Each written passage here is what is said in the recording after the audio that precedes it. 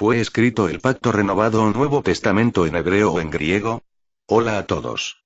Estoy hoy, con otro tema, que es bastante debatido, y aún creo que muchos no han llegado a una unanimidad en esto. Por lo que solo voy a buscar los comentarios a favor y en contra que fue escrito originalmente en hebreo, y sea usted quien tome la última palabra. Se le designa como Nuevo Testamento desde Tertuliano en la Iglesia cristiana. Al contrario con el Tanaj hebreo, llamado por los cristianos Antiguo Testamento. El uso del término testamento proviene del vocablo hebreo berit, alianza, pacto, convenio o disposiciones entre dos contratantes, a través del griego diateke, y del latín testamentum. Tomado de es.wikipedia.org/wiki/Nuevo Testamento. Conociendo lo básico vamos a ver algunos detalles de los que están a favor de los textos escritos en griego. Las versiones más antiguas de textos del llamado Nuevo Testamento que se conservan están escritas en el griego denominado koiné, la lengua franca en el Mediterráneo oriental en época romana. La mayoría de los especialistas cree que este fue el idioma en que originalmente se redactaron, aunque algunos libros puedan haberse escrito primero en idioma hebreo o arameo, la lengua semita hablada por Jesús y su entorno. Tomado de es.wikipedia.org/wiki/Nuevo Testamento. Pero, ya que, existe un pero, porque siempre los hay. Aún hoy existen textos manuscritos fechados como desde el siglo V, cercanos a los más antiguos manuscritos griegos completos, en arameo como la pesita siríaca, la arclense y la culetoniana. Y esto para muchos le dan poca importancia. Aunque, usando la lógica, ya que para los cristianos con enseñanzas greco-romanas, les es difícil entender que Yeshua no le predicaba a griegos en su idioma, y a ningún gentil, aún les es difícil reaccionar positivamente a recordarles que Yeshua no nació en Atenas, ni tampoco es griego ni vino primeramente a los griegos, sino a los de su pueblo Israel. Ya que él mismo dice, Matillau, Mateo 10, 5-6 a estos 12 envió Jesús, y les ordenó, diciendo, no vayáis a los gentiles ni entréis en la región de Samaria, sino id antes a las ovejas perdidas de la casa de Israel. Y lógicamente se debe pensar que estos shaliach, enviados, iban a llegar hablándoles en griego a estos israelitas, sobre el mensaje del Masías. Por favor es solo el uso de lógica, nada más. Igualmente cuando vemos en Brit Hadashah, el nombre de Yeshua escrito transliterado al griego, es ilógico que Yeshua que significa salvación. En el cual en cualquier diccionario hebreo-español bilingüe transliterado, lo puede encontrar que dice, Yeshua. Si quiere pruebe en el diccionario Prolog, en su página 509 y busque allí, salvación. Los escritores judíos lo iban a poner en griego, para que fuera transmitido a las comunidades judías. Es absurdo ya que Yeshua, la cual se translitera Jesús, debido a que, aparte de la temática de la terminación de las palabras en griego, tenemos que en dicha lengua no existe el sonido SH, sino que se coloca directamente una S. I, es igual a. IE, es igual a. ESH, es igual a. SU, es igual a. U. A, es igual a. S, el cual en griego no significa salvación, ya que salvación se escribe. O uña y se pronuncia algo así como. Sofiria. Haga una prueba sencilla, busque su traductor de Google y coloque en español la palabra salvación y verá su pronunciación. Por lo tanto es ilógico que una palabra en hebreo con su significado justo como Yeshua, se cambiada a Jesús y conserve su mismo significado. ¿No les parece? Entonces ¿qué sentido tendría transmitir el mensaje de Yeshua a sus hermanos judíos en un lenguaje griego, en donde se pierde toda la riqueza del lenguaje hebreo y su significado profético? Mis amigos, los que aún tienen esa idea del griego, en los textos originales de los dichos del Masías deberían preguntarse eso. ¿No creen? Veamos más comentarios a favor de que fue en griego. El griego koiné, que es diferente del griego antiguo, fue una forma multirregional común del griego hablado y escrito durante la antigüedad helenística y romana. La colección del Nuevo Testamento fue escrito durante este período histórico. Ahora y no creo que el tipo de griego que vemos en el Nuevo Testamento pueda ser mejor descrito solo como griego koiné. Hay otro componente del griego koiné, una conexión judaica y hebrea significativa. Por esta razón, yo prefiero llamarlo koiné judaico griego. ¿Qué es judaico griego? Bien, y el judaico griego, como las lenguas conocidas judaica germánicas, yiddish, judaica españolas, latín, y las menos comunes como judaica persas, judaica árabes, judaica italianas y judaica georgianas, son simplemente una manera de griego utilizado por los judíos para comunicarse. Esta lengua mantiene muchas palabras, frases, estructuras gramaticales y patrones de pensamiento característicos de la lengua hebrea. Entonces, ¿judaico-griego es realmente griego? Sí, lo es, pero es un griego que heredaron los patrones semitas de pensamiento y de expresión. Por lo tanto, es diferente de los tipos de griego usados por otros grupos de personas. Tomado de http://gewistudies.ethbiblical.com. No sé si ustedes lo notan, pero las personas que dicen estos argumentos, los cuales no son categóricos, ya que se basa en suposiciones, debido a que, hasta ahora es imposible conseguir el original de algún texto del Brit Hadashah en ningún lado, solo copias posteriores en griego. Les copio algo. Papiros. Los manuscritos completos más antiguos del Nuevo Testamento son los códices pergamino sinaítico y alejandrino, pero en cuanto a papiros, de data anterior existen cerca de 100 papiros fragmentados, algunos caben en la palma de una mano. Papiro Rylands. El papiro Rylands, p52, es el más antiguo de los manuscritos que se han encontrado de los 4 evangelios canónicos. Se descubrió en el desierto de Egipto. Se publicó en 1935. Contiene algunos versículos del capítulo 18 del Evangelio de Juan, 18, 31, 33, 37, 38. Según el estudio grafológico es anterior al año 150, suele datarse hacia 125, 130 después de Cristo. Tomado de es.wikipedia.org/wiki/Nuevo Testamento. Como ve los más antiguos. El Códice Sinaítico o Codex Sinaiticus, Londres, Biblioteca Británica, A. 43.725. Gregoria Landene es un manuscrito uncial del siglo IV de la versión griega de la Biblia, escrito en scriptio continua entre los años 330 y 350. Son según su datación aproximada 330 y 350 después de Cristo y el supuesto más antiguo. El papiro Rylands es el más antiguo de los manuscritos que se han encontrado de los 4 evangelios canónicos. Según el estudio grafológico es anterior al año 150, suele datarse hacia 125, 130 después de Cristo. Como ven dice según estudio grafológico, los que no saben el concepto lo copio a continuación. La grafología es una pseudociencia que pretende describir la personalidad de un individuo y determinar características generales del carácter, acerca de su equilibrio mental, e incluso fisiológico. ¿Puede esta pseudociencia, de grafología, ser base categórica, para decir que los antiguos escritos de los Shaliach, solo fueron escritos en griego, ya que ellos se negaban a escribir en hebreo? ¿Puede su opinión estar basada en una pseudociencia? Y los que no conocen el término lo copio a continuación. Una pseudociencia es una disciplina, determinada por un conjunto de prácticas, creencias, conocimientos y metodologías no científicos, pero que reclaman dicho carácter. Algunos ejemplos son la astrología, la homeopatía, la ufología, el psicoanálisis, el feng shui, el tarot, la numerología, la parapsicología, etc. Si quieren saber mi opinión, definitivamente no. No me puedo fiar en una pseudociencia. Me rindo ante evidencias categóricas, y si no las hay busco la lógica y su contexto histórico. Pero lo que quería es hacer notar, que la mayoría de las personas que dicen que fue en griego, son judíos que no creen en Yeshua, o son cristianos que desconocen las raíces hebreas del Masíaj. ¿Qué casualidad no? Amigos, no creo en casualidades, la ciencia me enseñó que no existe tal cosa llamada casualidad. Por el contrario creo en causalidades, tome usted su propia opinión en esto. Bueno, por lo que los invito a usar la lógica y el contexto del mismo pacto renovado. Vamos a ver unos ejemplos. Los pergaminos del Mar Muerto. La casi totalidad de los manuscritos están redactados en hebreo y arameo y solo algunos ejemplares utilizan el griego. Y también dice, la mayoría de los manuscritos datan de entre los años 250 a.C. y 66 después de Cristo, estando entre ellos los textos más antiguos de que se dispone en lengua hebrea del Tanaj o Antiguo Testamento bíblico. Se cree que fueron ocultados por los esenios para preservarlos en medio de la guerra de los romanos contra los rebeldes judíos en aquellos años. ¿Por qué estos judíos actuales que dice que el idioma usado era el griego, por qué no dicen que la Tanaj se usaba el griego ya que el hebreo estaba en desuso, para época de Yeshua? Si algún judío practicante lee esto, lo que podrá decir que soy un hereje, ya que como me atrevo a decir que los sabios y escribas, de la época de Yeshua menospreciaron en la Rabar Kadosh, por el griego.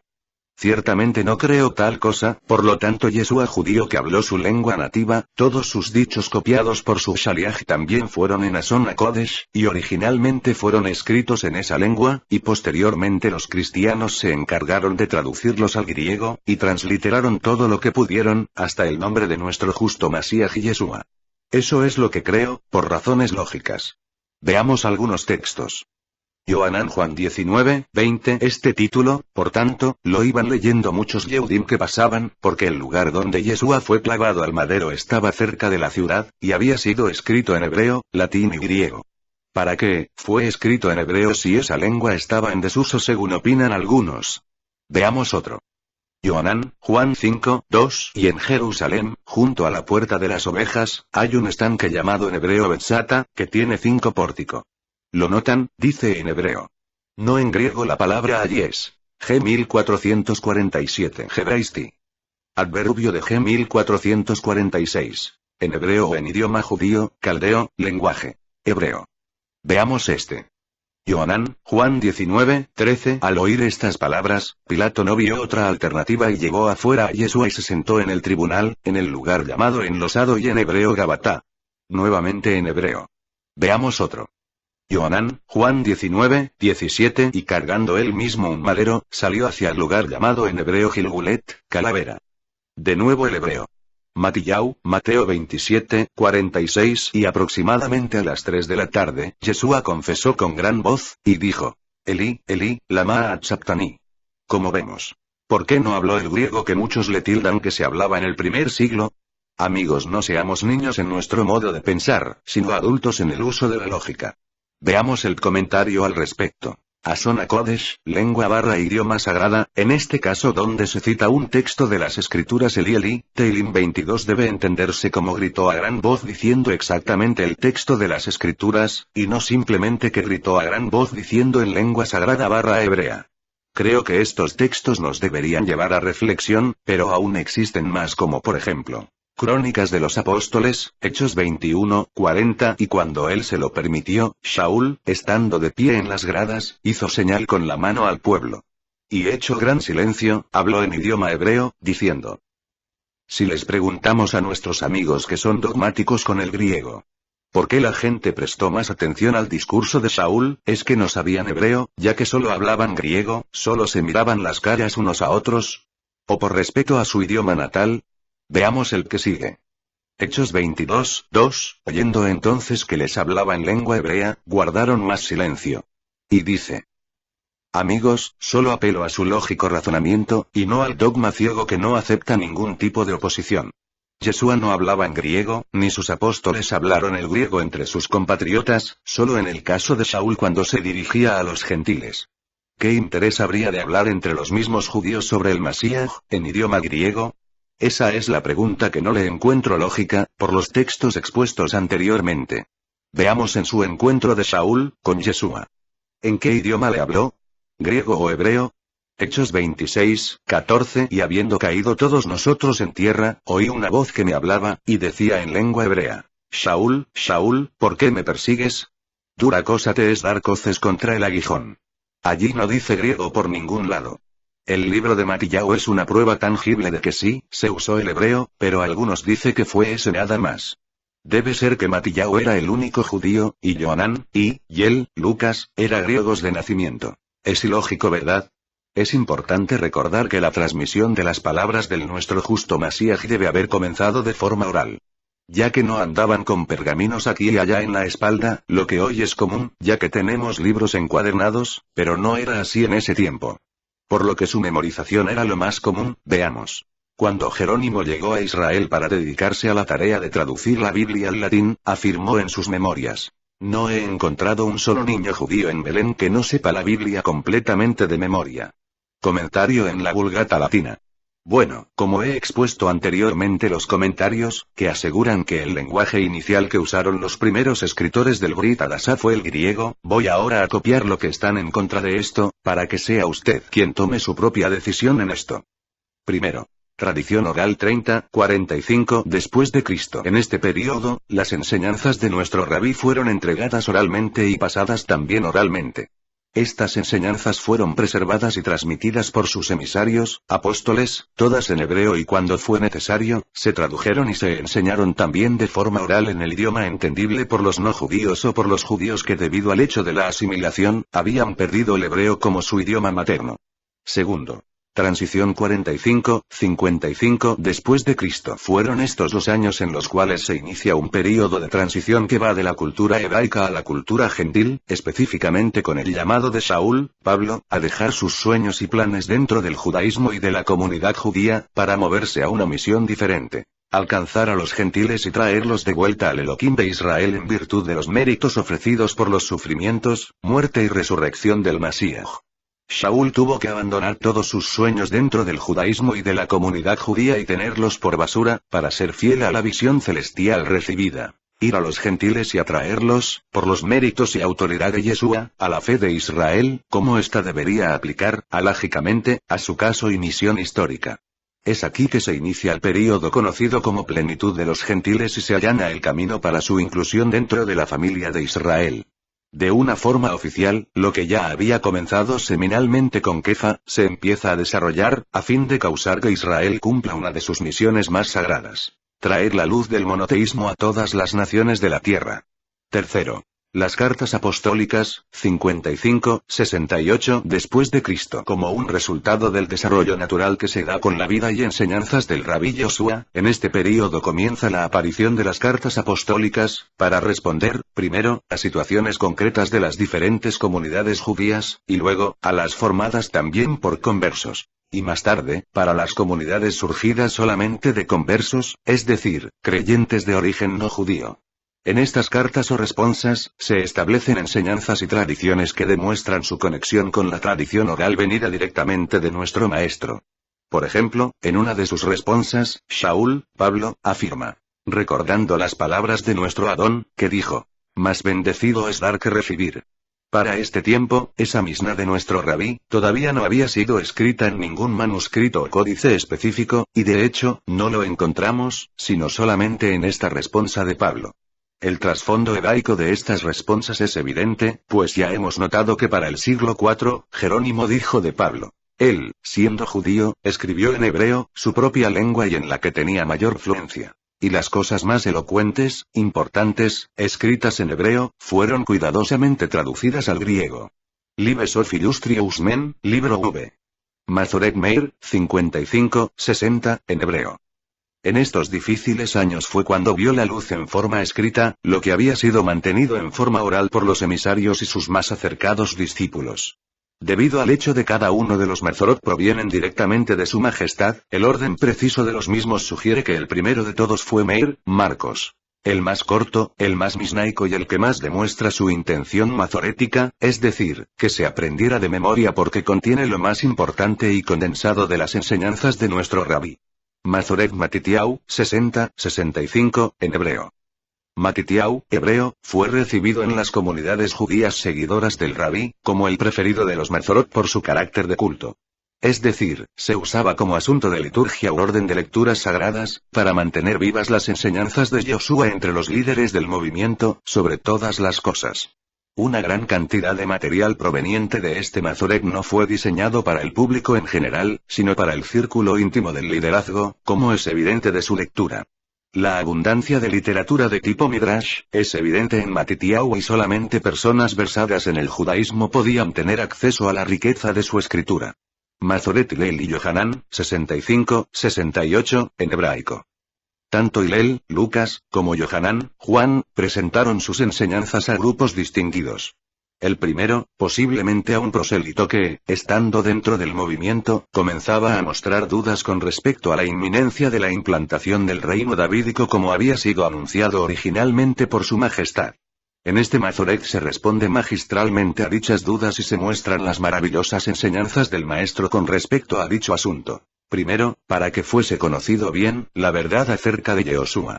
Segundo, para que tengamos una idea de cómo sería la restauración del reino a Israel. Hillel trata estos asuntos primero en su Mazoret y segundo en Geburot, Hechos. Yohanan, por su parte, no escribe al público en general, sino a los Kohanim y levitas judíos que habían creído en la mesianidad de Yeshua, pero que debido a la presión de sus oficios por una élite gobernante corrupta, se exponían a un tipo de fe clandestina que tenía el potencial de arruinar su servicio al maestro. Yohanan, siendo levita, escribe a la casa de Aarón y a la casa de Leví. Esto es lo que explica por qué su Mazoret gira alrededor del templo y de los Moedim, las convocaciones sagradas o festivales nacionales de Israel.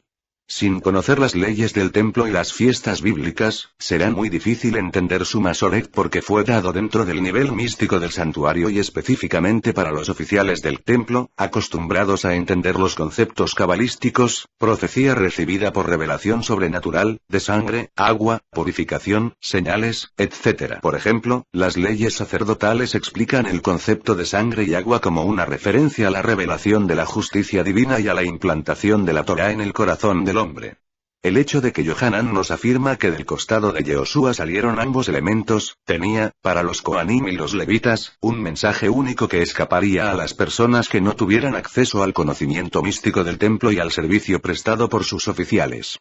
Yohanan, por tanto, escribe para los judíos sacerdotes y levitas, y tomar sus palabras fuera de ese contexto hebraico, nos expone a distorsionar sus enseñanzas. De ahí la preocupación de Yohanan. Beilenigtebu levanta aminu ki Yeshua Amasiach ben Elohim levan Yeulahem Hayim Bishemo Beemunatehem. Mazoret Marot Elohim 90-100. El quinto Mazoret nos viene directamente de Yeshua, por intervención de su Malak, ángel, personal que fue enviado a Yohanan con ciertos mensajes proféticos para las comunidades judías ubicadas en el exilio. Es la revelación de la manera como será establecida la redención final para Israel y de bajo qué autoridad Israel finalmente cumplirá la totalidad de su misión como nación sacerdotal. Las 12 tribus de Israel, representadas por 12.000 emisarios en cada una, irán a las naciones, y bajo la dirección específica del Mashiach, cumplirán aquella misión entregada desde el Sinaí por medio de Mosé. Esta revelación la recibió el Rabí Yoshua directamente de Elohim y fue entregada para consolación y fortaleza del exilio judío hasta la redención final. Su valor profético, místico y cabalístico requieren, como ya se ha dicho, de un conocimiento profundo del judaísmo, del misticismo y de las leyes que rigen este tipo de literatura apocalíptica judía. Códice Shem Tov 100, 1300. Durante este largo periodo de tiempo, la comunidad judía seguidora de Yeshua y expuesta al exilio juntamente con el resto de Israel, preservó y guardó muy secretamente los rollos y códices hebraicos que contenían las enseñanzas básicas de nuestro rabino. Otras de esas enseñanzas se mantuvieron oralmente y se escribieron aquí y allá, por muchos rabinos en diferentes ocasiones, porque nunca debemos olvidar que la fama de Yeshua alcanzó a los judíos de dentro y fuera de Israel, que por cierto eran mayoría. Al regresar a sus tierras, llevaron consigo, oralmente, las enseñanzas del maestro y poco a poco se fueron escribiendo, casi siempre sin darles el crédito justo. En todo caso, lo que hizo el Shem Tov demuestra para el historiador sin prejuicios, que dichas memorias fueron muy bien mantenidas en su contexto hebraico original. Por ejemplo, en los años que van entre 1385, 1400, un rabino conocido como Shem Tov Ben Shaptur fue convocado a una discusión pública con los representantes de la iglesia en aquellos días. A fin de prepararse para una discusión teológica con sus hostiles acusadores de la época, Ben Shaptur consultó los libros hebreos de los netzaritas judíos creyentes en Yeshua como el Mashiach, e hizo un códice de los mismos, extendiéndose más allá de Mateo a otros libros del Brit Hadashah. ¿Cómo pudo el Shem Tov hacer su obra sin la presencia de aquellos manuscritos hebraicos? Gracias al trabajo de Sebastián Muster, y que incluyó la edición de un manuscrito hebraico del libro de Hebreos. Hoy en día el códice Shem Tov es un eslabón importantísimo en la cadena ininterrumpida de testigos hebraicos del Brit Hadashah. Códice Mazoreta hebraico 132. Actualmente preservado en la Biblioteca Nacional de París, proviene del siglo X, y su última versión data del siglo XVI. Específicamente en el año 1553, el Papa Julio III, para mantener su simpatía y el apoyo de los tribunales de la Inquisición, ordenó legalmente la prohibición de la tenencia y lectura de todo libro judío, especialmente del Talmud. Coincidiendo con el primer día del séptimo mes del anuario bíblico, conocido popularmente dentro del judaísmo como Rosh Hashanah, Año Nuevo, Julio III decretó que los cristianos irrumpieran en todas las casas y sinagogas judías y arrebataran de allí todos sus libros hebraicos y los llevaran a la plaza de Roma para ser quemados bajo la dirección de uno de los tribunales de la Inquisición de la época. La ordenanza fue cumplida al pie de la letra y preciosa literatura judía fue destruida salvajemente ante la vista de los prelados y autoridades eclesiásticas. Se encontraba para entonces en Roma un obispo católico, procedente de la ciudad de Brie, Francia, de apellido Dutillet, que fue testigo de aquellos hechos. Dutillet no podía comprender con su mente académica, cómo podía destruirse toda aquella riqueza literaria. Cuando tuvo acceso a uno de los manuscritos que lanzarían al fuego, lo escondió de la mirada de los inquisidores y lo trajo consigo a Francia. Se trataba nada menos que de una versión completa en hebreo, del libro de Mateo y que descansa, como hemos dicho, en la Biblioteca Nacional de París. El hecho de contar ahora con una versión hebraica de Mateo, encontrada y salvada en aquellas circunstancias, tiene implicaciones históricas y textuales muy profundas. En relación con lo primero, nos preguntamos: ¿por qué tenían los judíos en Roma un evangelio en idioma hebreo en el siglo XVI juntamente con la Biblia hebraica y con el Talmud y otros escritos? ¿Quiénes eran esos judíos que habían preservado el texto hebraico de uno de los Mazorot más importantes de todos?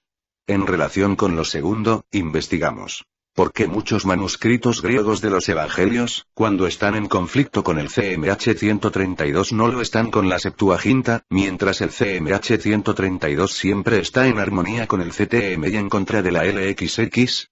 Por ejemplo, en Mateo 2:6, donde el texto Receptus en griego, traduce Belén de Judea, el CMH 132 tiene Belén Efrata, no Judea. Cuando vamos a la LXX tiene Judea, pero cuando vamos al CTM, tiene Efrata.